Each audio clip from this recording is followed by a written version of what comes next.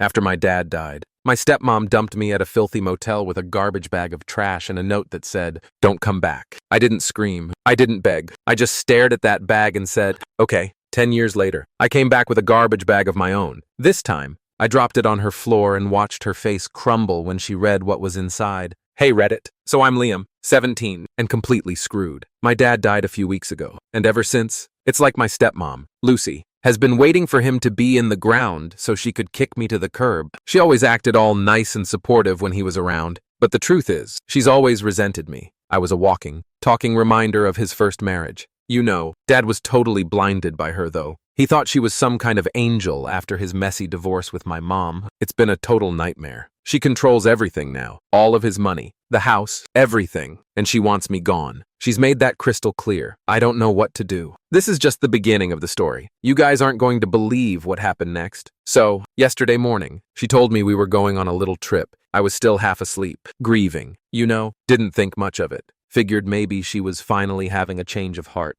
trying to connect or something. I was so wrong. We drove for what felt like forever. We were way outside of town, in the middle of nowhere. I started to get a really bad feeling in my stomach. We pulled up to this dump. Seriously? It was this rundown motel, the kind you see in horror movies. The paint was peeling, the windows were cracked, and it smelled like stale cigarettes and despair. My stomach churned. She parked the car, turned to me, and said, "Get out." Just like that. No explanation, no nothing. I was stunned. I asked her what was going on, and she just stared at me with this cold, hard look I'd never seen before. It was like she was a different person. Then she reached into the back seat and tossed a garbage bag at me. A literal, black garbage bag. It landed at my feet with a thud. Inside, I could see rusty cans, a broken lighter, and a folded piece of paper. My hands were shaking as I unfolded the note. It read, "Don't come back." That's it. "Don't come back," written in her perfect cursive handwriting. The kind she used to write thank you notes to my dad's business partners. The irony made me want to vomit. I looked up at her, my voice barely a whisper. What is this?" She just shrugged. "You're on your own now, Liam. Your father's gone, and I have no obligation to you. Consider this your inheritance," she sneered, then started the car. I stood there, frozen, as she backed out of the parking lot and drove away. Didn't even look back, just gone. The dust from her tires settled around me like some kind of sick, twisted burial ritual. I felt this wave of nausea wash over me. I couldn't breathe. It was like the world had tilted on its axis. Everything I thought I knew, everything I thought was real, was shattered. She left me there, with a garbage bag, like I was trash. I couldn't process it. I sank to the ground, clutching that garbage bag like it was a lifeline, and I started to cry. Not just crying, but sobbing, ugly, heaving sobs that racked my entire body. I felt so worthless, abandoned, like I didn't even exist. Okay, so after I, stopped hyperventilating, I knew I had to do something. I rummaged through the garbage bag, because of course that's what my life had come to, and found that stupid broken lighter. It was useless. No fluid. Nothing. Just a hunk of metal. Symbolism much. Anyway, the motel office had a payphone. I used some change I scrounged up from the bottom of the bag. Seriously, she thought of everything, and called the police. I explained everything, told them my stepmom abandoned me, that I was a minor, that I had nowhere to go. The officer on the other end sounded, I don't know, bored. He asked for my stepmom's name and number. I gave it to him, my hands still shaking. He said he'd look into it. I waited by that phone for what felt like an eternity. The motel manager, this greasy guy with a permanent scowl, kept giving me dirty looks. Finally, the officer called back. And that's when things went from bad to worse. "Look, kid," he said, his voice flat. "Your stepmom says you ran away. Claims you've been threatening her. Says you're out of control." My heart stopped. "That's a lie," I yelled into the phone. "She's lying. She drove me here and left me." "I understand you're upset," the officer said, all calm and condescending, but without any proof. "There's not much I can do. She's your legal guardian. She says you're a runaway. Case closed. But I'm 17. I'm a minor." I was practically screaming at this point. The motel manager was definitely staring now. "There's a youth shelter downtown," the officer said, completely ignoring my outburst. "I can give you the address." "A shelter." I shrieked. "I don't need a shelter. I need my family. I need someone to help me." The officer sighed. "Look, kid, I can't force your stepmom to take you back. If you don't want to go to the shelter, that's your choice. But I suggest you find somewhere safe to stay and try to work things out with your family. Work things out. Work things out." She dumped me at a motel with a bag of trash. What is there to work out? I slammed the phone down, my vision blurring with tears. I sank to the floor, my head in my hands. I was trapped, completely and utterly trapped. And that's when it hit me. This wasn't normal. This wasn't just some teenage family drama. This was evil. She was evil. And I was completely alone. A week later, and it's a dumpster fire. Literally. I've been sleeping behind the motel, trying to stay out of sight. It's freezing at night, and I'm constantly hungry. I've been scavenging for food in dumpsters, which is humbling. To say the least, I feel like a stray animal. Worse. Actually, at least stray animals don't have stepmoms trying to destroy their lives. This morning, I woke up to find all my stuff gone. The garbage bag, the few clothes I had, everything. I panicked. Where was I supposed to go? What was I supposed to do? Then I saw it. A note taped to the back door of the motel. It was from Lucy. My blood ran cold. Consider this a warning. Liam. The note read, "Stop embarrassing me and come home, or things will get much worse." Embarrassing her. She's the one who dumped me at a motel. The audacity. I ripped the note to shreds, my hands shaking with rage. Then, it got worse. Way worse. My Aunt Carol called. My dad's sister. She's always been difficult, judgmental, but I never thought she'd be this cruel. "Liam," she said, her voice dripping with disapproval. "Lucy told me everything. About your behavior problems, about how you're out of control." I wanted to scream. "She's lying," I shouted. "She's trying to ruin me." "Don't you raise your voice at me, young man," Aunt Carol snapped. "Lucy is a saint. She took you in, gave you a home, and this is how you repay her. By running away and causing trouble, she threw me away," I yelled. "She gave me a garbage bag and told me not to come back." There was a long silence. Then, Aunt Carol sighed. "Liam, I know you're grieving, but you need to stop this nonsense. Lucy is worried about you. She wants you to come home. Just apologize, and everything will be fine." Apologize. Apologize for what? For existing. I hung up on her. I just couldn't. My own family was turning against me, believing her lies. I felt this cold, hollow ache in my chest, like a piece of me was missing. This isn't grief anymore. This is a war, and I'm starting to realize I have to fight back. I can't let her win. I can't. So, I'm sitting there, behind the dumpster, feeling like actual garbage, right? Just defeated. My family, the cops, everyone's bought Lucy's lies. I'm starting to think I'm crazy. Like, maybe I am the problem. This guy, Raul, works at the motel, doing maintenance. He's seen me around. You know, he's always given me a nod, a small smile, nothing big. But it's something. Today, he comes around back with a sandwich and a bottle of water. "You all right, kid?" he asks. I just shake my head. I can't even look at him. Shame. You know, he sits down next to me. Not too close, but close enough. He doesn't say anything for a minute. Just sits there. Finally, I just spill it. The whole story. The garbage bag. The lies. The cops. My aunt. Everything. I'm talking fast. Rambling. Barely making sense. I'm half expecting him to tell me to get lost, like everyone else. But he doesn't. He just listens. And when I'm done, his face, it's like he's seen a ghost. "She did what?" he asks, his voice low. I nod, tears welling up in my eyes. She threw me away." He's quiet for a minute. Then he says, "Kid, that woman is messed up." And just hearing him say that, it's like a weight lifts off my chest.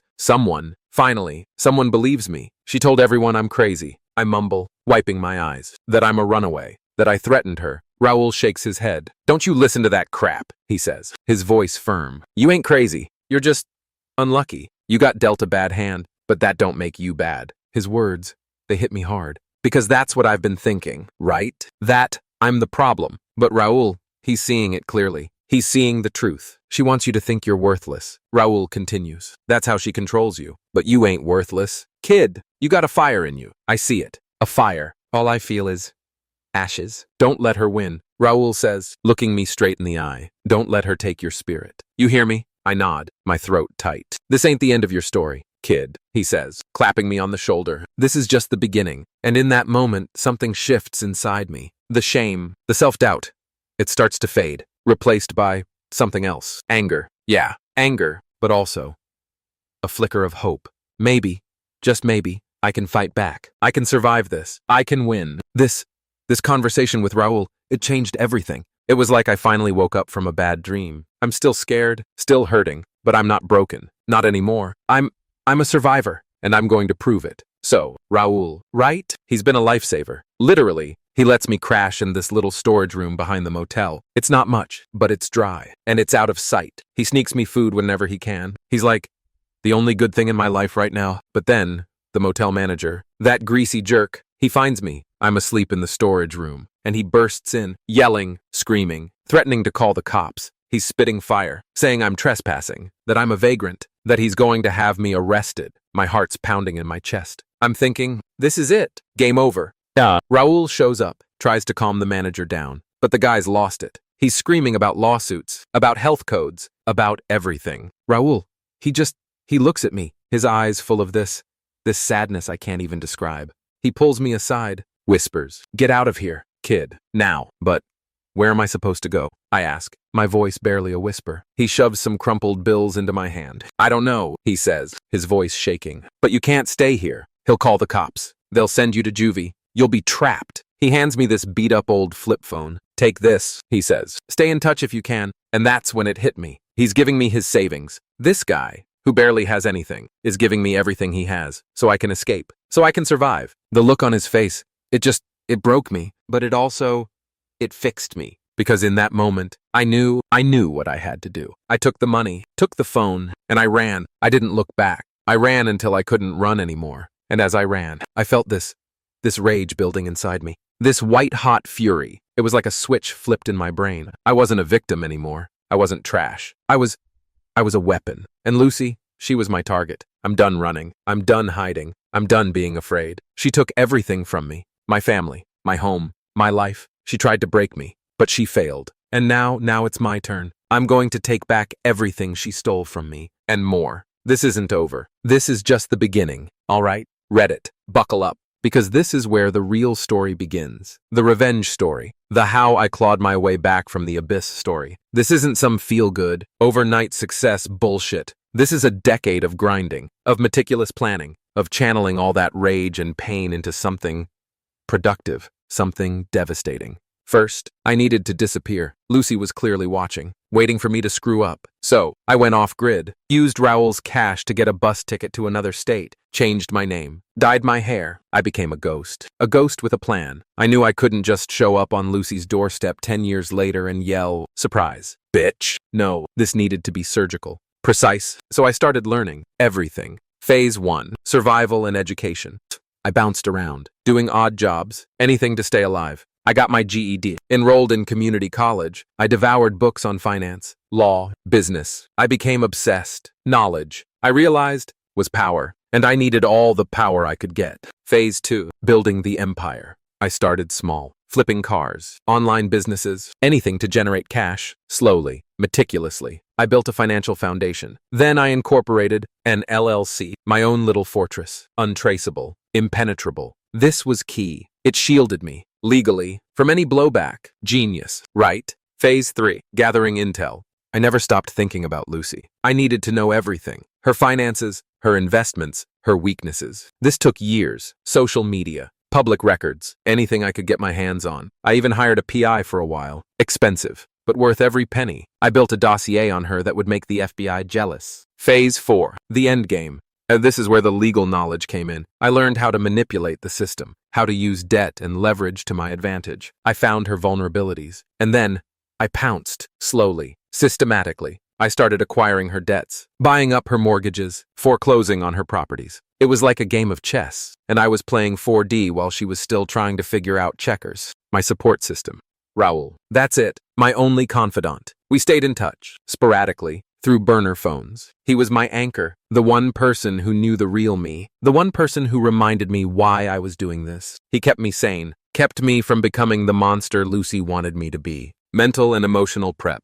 This was the hardest part. The years of grinding, the constant planning, it took a toll. I had to compartmentalize, shut off the emotions, become a machine. But Raoul, he helped me remember my humanity. He reminded me that revenge wasn't about becoming her, it was about taking back my life, my power. So, yeah, that's my plan. A decade in the making, a slow burn, a masterpiece of calculated retribution. And trust me, Reddit, the payoff is going to be epic. 10 years of living in the shadows, fueled by a cold fire. 10 years of planning, plotting, and preparing for this moment. And now, here I was, standing outside the door of a rundown motel room. The same kind of shithole she'd left me in all those years ago. Ironic, right? Karma's a bitch. Lucy. I knocked, my heart pounding a steady rhythm against my ribs. The peephole went dark. Then the door creaked open. Lucy, older, thinner, her hair streaked with gray. But those eyes, those cold, calculating eyes, they were the same. Liam, she breathed, her voice a mix of surprise and fear. Good.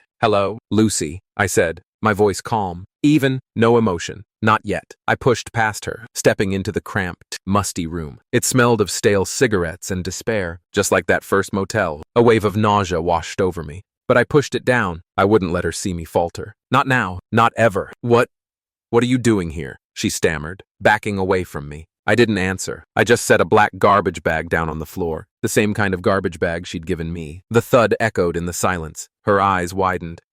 What is this? I reached into my briefcase, pulled out a stack of documents, and tossed them on the bed. Your inheritance, I said, my voice dripping with ice. She stared at the papers, her face paling. I don't understand. These, I said, pointing to the documents, are the deeds to your properties. Or, should I say, my properties. These, I continued, picking up another set of papers, are your debts? Also mine now? Her breath hitched. How did you...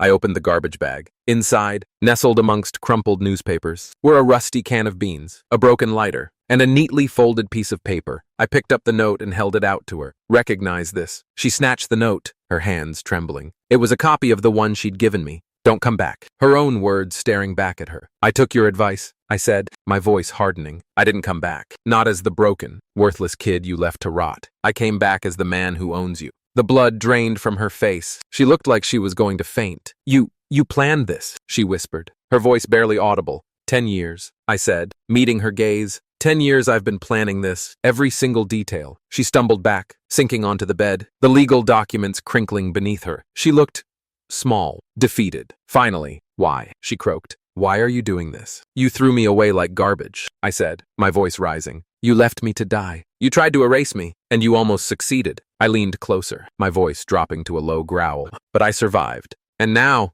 you pay. She started to cry, those crocodile tears I remembered so well. Liam, please, she sobbed. I made a mistake. I was grieving. I didn't know what I was doing. Grief, I scoffed. You were greedy. You wanted my father's money, and you saw me as an obstacle. She shook her head, her face contorted in a mask of despair. No, Liam, it wasn't like that. I swear. I laughed. A harsh, bitter sound. Save it. Lucy, it's over. You're finished. I turned to leave, pausing at the door. Oh, one more thing, I said, pulling a small piece of paper from my pocket. This is Raoul's number. He's the only reason I didn't become you. Maybe he can help you, but I doubt it. And then I walked out, leaving her there, surrounded by the remnants of her shattered life, the garbage bag, the legal documents, the ghost of her past. Finally, I was free, leaving that room.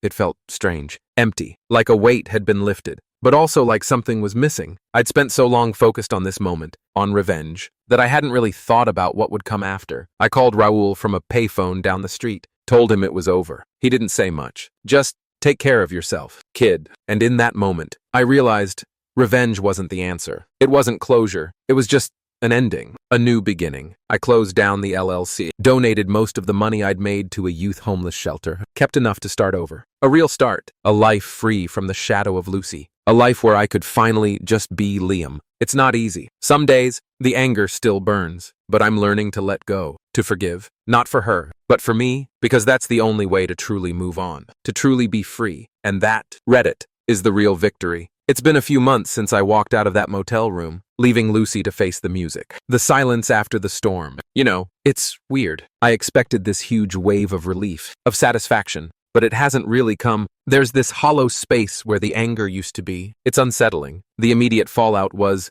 anticlimactic. I haven't heard from Lucy. And frankly, I don't want to. I did what I set out to do. I leveled the playing field. She made her bed. Now she has to lie in it, right? I did consider reaching out to make sure she wasn't, like, literally starving on the streets. But then I remembered the garbage bag and the rusty cans. So, yeah, no. Raoul's been amazing. He's the only one who really gets it. We talk more now. And he's, I don't know, like the father I never really had. He keeps me grounded. Reminds me that there's more to life than revenge. He's the real MVP, no question. As for the rest of my family, well, let's just say they haven't exactly been beating down my door. Aunt Carol, after hearing about Lucy's downfall through the grapevine, obviously, tried to call me, all apologetic and whatnot. I didn't pick up. Some bridges are better left burned. You know, I'm done with people who only believe me when it's convenient. The weirdest part is, I kind of missed the focus. The plan, it was all I had for so long. Now, I'm adrift, trying to figure out who I am without all that anger. It's a work in progress. Definitely a work in progress. I'm working now, a regular job, nothing fancy, saving up,